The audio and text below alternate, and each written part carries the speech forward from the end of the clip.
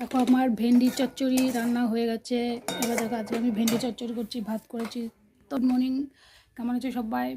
আবার একটা নতুন ভিডিও নিয়ে চলে এসেছি। তো দেখো আজকে একটু ঘুমতে ঘুরতে দেরি হয়েছে, মানে তাদের চারিদিকে ধোয়া দিচ্ছে, তো মানে মাথা যন্ত্রণা করছে, বুঝতে পারছি না। তো চলো আজকে উঠে ভিডিওটা করতে লেট হয়ে গেল, মানে এখন 9টা বেজে গেছে। তো এখন ভিডিও করতে বসেছি, ওদিকে আমার টাইমও হয়ে গেছে। তো চলো আমাদের সাথে শেয়ার করছি আজকে আমি কী কী রান্না করলাম। দেখো আজকে আমি ভেন্ডি চচ্চড়ি করেছি। তো দেখো আজকে ভেন্ডি চচ্চড়িটা কেমন হয়েছে অবশ্যই তোমরা কমেন্ট করবে। কিন্তু দেখো ভেন্ডি চচ্চড়ি কী করে করলাম সেটা বুঝতে পারি। আজকে ভেন্ডি চচ্চড়ি আর শুধু ভাত আর ডিম সিদ্ধ করেছি। তো চলো এখন আমার কোনো কাজ হয়নি, মোটামুটি বিছনাপাটি সব গুছানো হয়ে গেছে।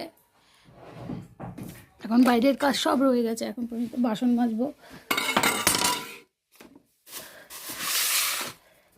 দেখো চটপট করে আজ একটু বাটাবাটি করলাম, তার জন্য শিলনোড়া, এই পায়ের সঙ্গে কী লাগছে দেখো, আজ একটু বাটাবাটি করেছি, তার জন্য একটু শিলনোড়াটা বের করতে হয়েছে। নাহলে আমি শিলনোড়া তেমন একটা বের করি না, আর বাটিও না, লঙ্কা ফাটিয়ে দিয়ে দিই। তো আজকে একটু ভেন্ডি চচ্চড়ি করলাম যেহেতু, তার জন্য একটু লঙ্কা ওটাকে বেটে দিলাম। ওটা নাহলে আমি মানে ভেঙেই দিয়ে দিই।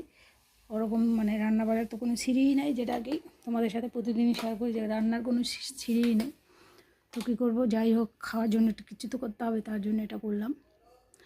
এবার 9টা বেজে যাও, অনেক কাজ আছে, এবার অনেকগুলো কাজ আছে, কী করবো ভালো লাগছে না,